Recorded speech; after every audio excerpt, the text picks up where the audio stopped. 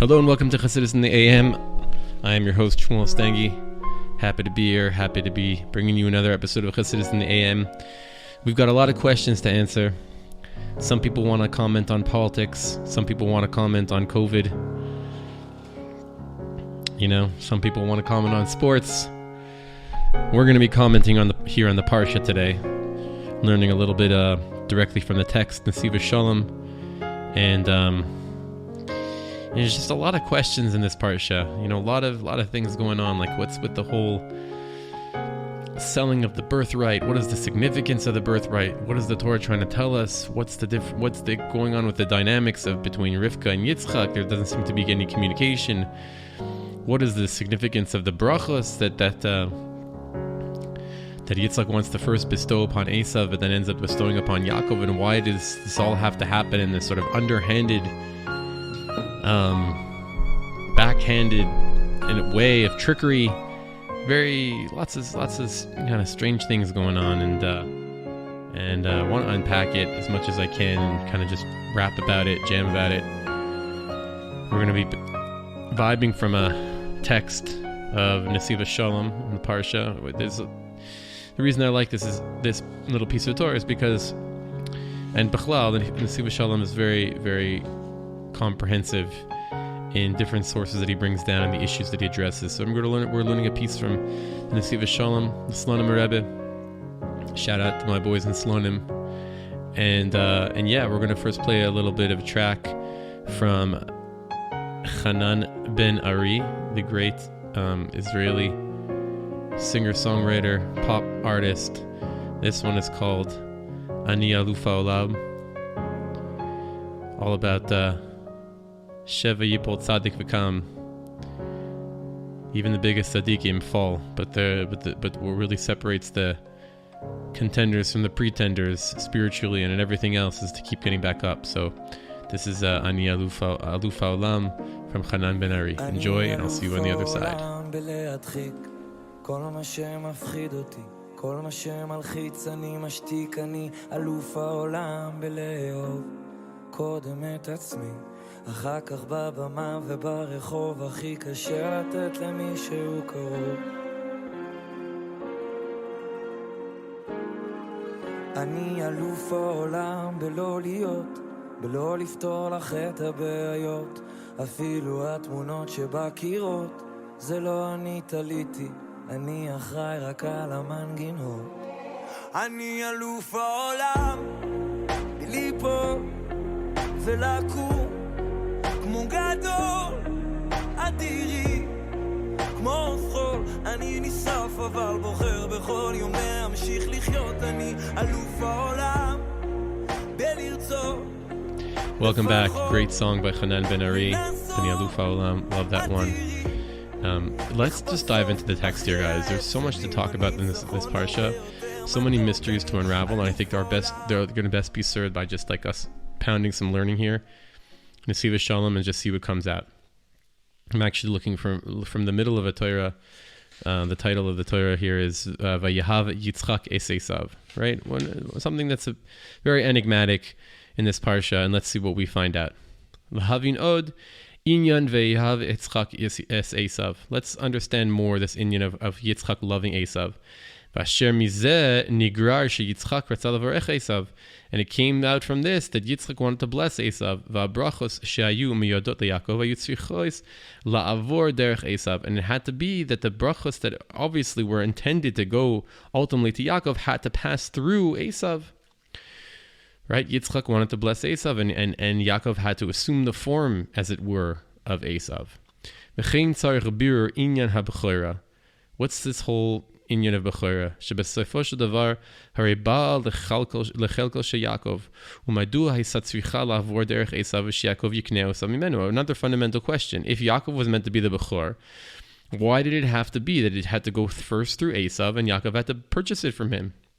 Hashem obviously meant for Yaakov to be the primary son here. So why did it have to happen that it had to be flipped around? The Yaakov would be born second, and then he would have to again go through this whole process of buying it from Esav, and then come up from underneath again and assume his identity in order to get the brachas, right? There seems to be a pattern here, and it's not understood why it has to be this way. If you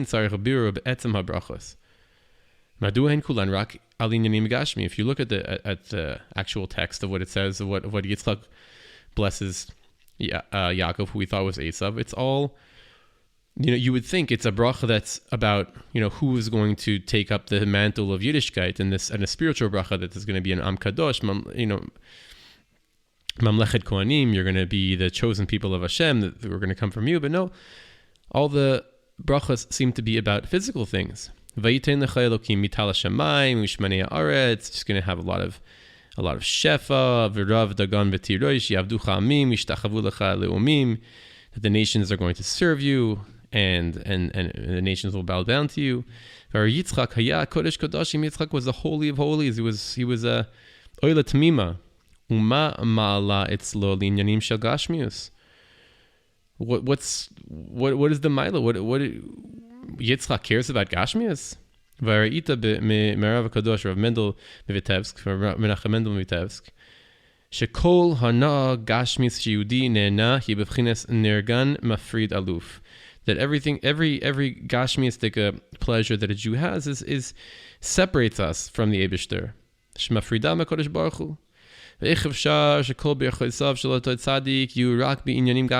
it be that this tzaddik, who was Kodesh Kodashim, was totally mufresh from this world, totally, he, in many respects, Yitzchak went up onto Har Moriah in that experience to be sacrificed to Hashem, and in many ways he never came down from that. He remained this really, really lofty figure.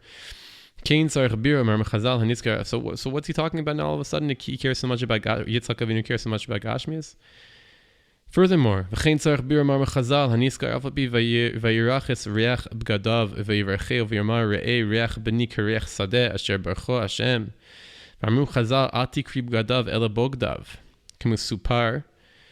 So this is a pasuk that where Yitzchak smells the clothing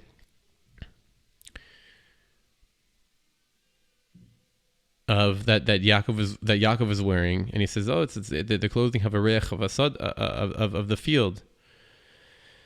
And Chazal say, don't say that they're the clothes that he smelt, rather bogdav. What is that? Can musupar midrash inyan Yosef meshitza v'yakom ish tzoros v'tzarich biur ma hamayla miyuchedes sheriach Yitzchak davka b'reach bogdav umadua lo hiriach es reach kedoshav shemasru nafsham kol chayhem al kedushas shmo yisbarach shechayu es chayhem kekedoshim v'niftaru min haolam kekedoshim. Bogdav, I guess Bogdav means someone who rebels, that he smelt like the rebelliousness, the rebellion ones. So what's this Maila here? What does this midrash mean? What is the significance of this? That Yitzchak smelt, the rebelliousness that's going to come out of Yakov or / Esav. What does that all mean? Let's continue a little bit more, and then we're going to have a musical break from Chanan Ben Ari. A little bit more though. So now we start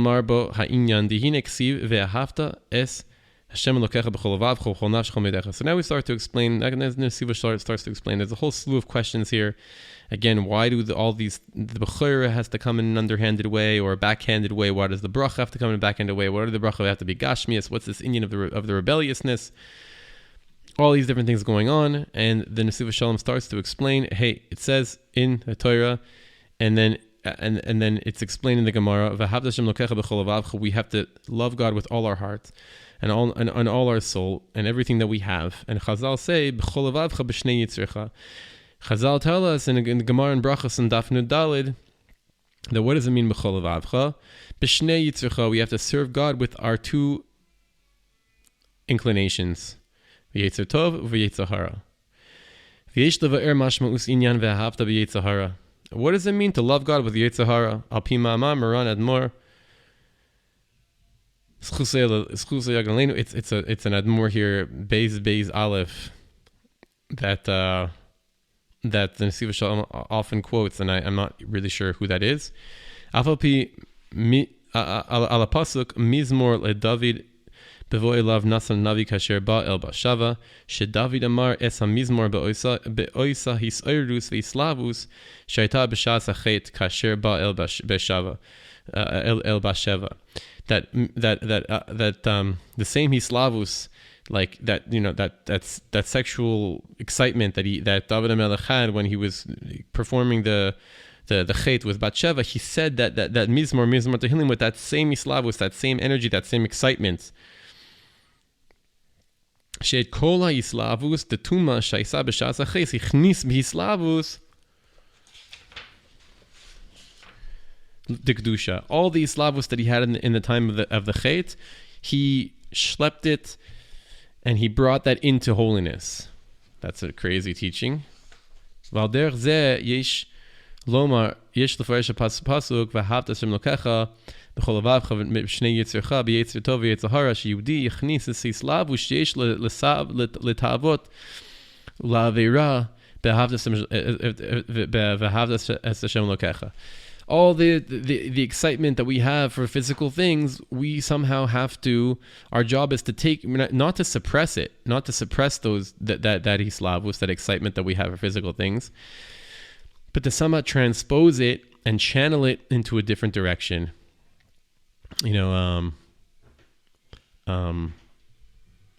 That's really, that's if you can learn that life skill, then you're in a good place. Because then you're in control. These things you don't want these yetzarim and these taivas to control you. You want to control them and channel them into the places that are going to build rather than destroy.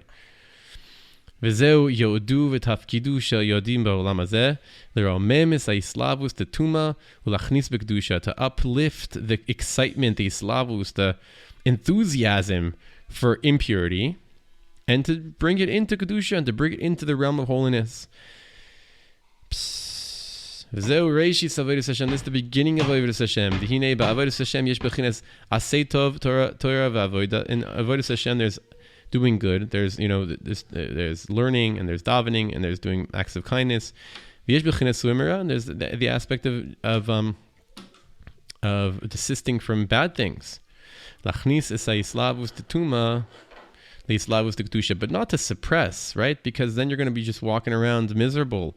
You have to take that islavus that you have for tuma and bring it up into kedusha. And I'll tell you truth. Tell you the more hislavus that a person has. You could think, I'm a big Baal Taiva. I've done this and this and that. I think these and these thoughts. I'm all over the place. What is my business right now to learn or to teach Torah or to sing Nigunim? The more hislavus that you have for tuma, that's exactly your potential for kedusha. That's how much energy God gave you that you can then bring to the realm of holiness. So never get discouraged. It's pum fakert. The conclusions that people draw from, where they seem so lowly or their thoughts seem so lowly. Hypothetical, guys, really. I'm not talking about anybody specifically at all. But that's the emes. Valpi seder pasuk sur mera v'aseitov harei sur mera kodim la'aseitov. First we have to do, right? The pasuk says first sur mera and then aseitov. V'zo b'chinas b'chora. Okay, so first we have to learn to channel our hislavus for tuma into kedusha, and then we could start doing good. And this is the aspect of b'chora, says the Siva Shalom. The reishis v'aschala havoida hi sur mera lahalois is eish hatuma l'kedusha. This is the aspect of b'chora, that the first thing we need to do, meaning b'chora is again the firstborn. Our first job in Avodas Hashem is to take the islavus for tuma and to raise it up into kedusha. We're going to learn more a little bit about how to do that right after this musical break. חולשות ותאוות היצר הוא מכר ותיק, מכיר כל טריק עתיק שהוא מחזיק בתיק, אבל תראי יום אחד יהיה צדיק, עמוק בפנים כל מה שיש לי לא מספיק, בעליל אני עכבר קטן והחיים חליל, נופל הבור כי לא מצליח להבדיל בין טוב לרע ולאן כל זה מוביל. את משדרת עסקים כרגיל, אבל תכף ייגמר לנו הפתיל. אני אלוף העולם בליפול ולקום. And we're back. I hope you guys enjoyed that music from Chanan Ben Ari, amazing artist. Love Chanan Ben Ari, super talented. Okay, so when we were left off, we were talking about this whole Indian of Sur Merava Seitov, and that the Jews start of Avodas Hashem, right? Because that's the order of the pasuk. First, desist from doing bad things, i.e., that we have to serve God with our two inclinations, the Yetzer Hara and the Yetzer Tov. So take your inclination for evil and then channel it, sublimate it. That's a good psychological word. Sublimate it and bring it higher up, bring it into Kedusha. And then once you've mastered that, you can go on to higher levels of Aseh Tov. So what does this all mean, and what is the Torah trying to teach us with all this? The Torah goes on basically to explain as follows: that the purpose of a Jew, God created the Jewish people and sent tzaddikim into this world to lead the Jewish people in order to, not to coast and live on a cloud and have Aseh Tov, but really, ultimately, it's to flip over the negativity of the world into positive. And this is a difficult job. This is a job that requires a lot of gvura, a lot of strength, a lot of ometz, a lot of azos de kedusha, as we explained a couple of days ago. And we see this so profoundly in the life of Yakov, that nothing came easy. He wasn't born first. He didn't get the bechora outright. He had to work. He had to grab onto Esav's ankle, even to be just pulled out of the womb. And from there, and we see that in the name of Yakov, right? Yakov is Yaakveni Zeh Pamayim, as Esav said. He sort of he went under me and tricked me and got the best of me twice.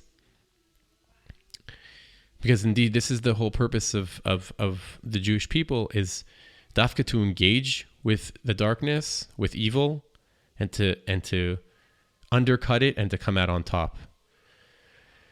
I think that we're so often, this is something that comes up over and over again. We're so often sort of hypnotized by what we see in Hollywood and the cultural images that we've been exposed to and we've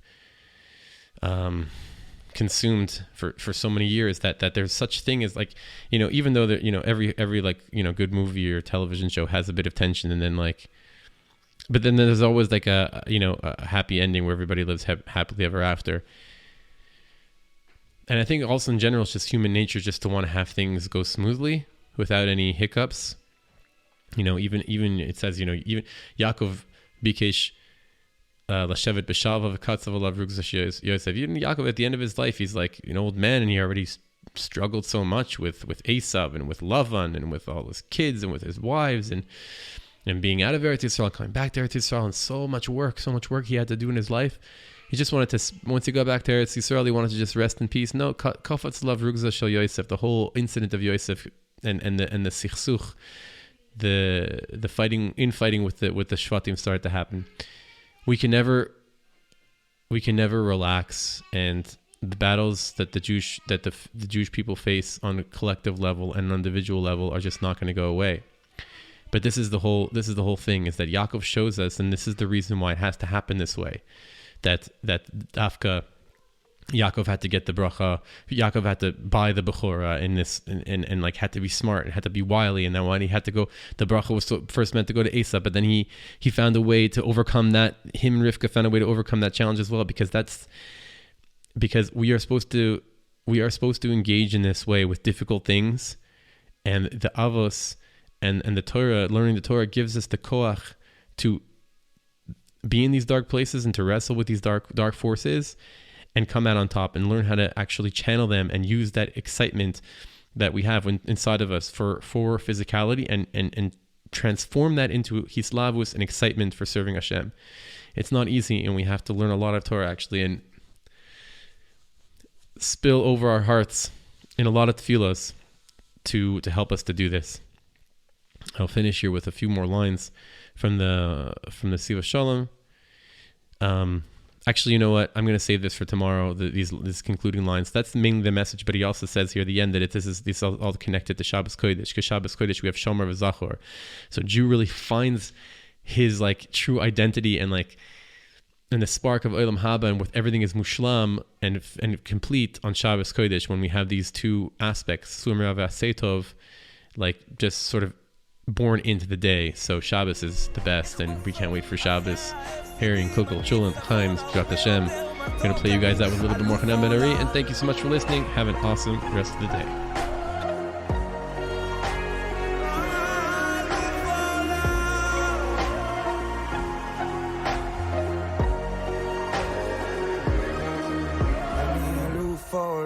בלפצות, להתנצל ולרצות, לחטוא, להתנקות, לחשוף, להתכסות. תגידי איך כותבים שירים עם 1000 ציפיות, מיליוני צפיות.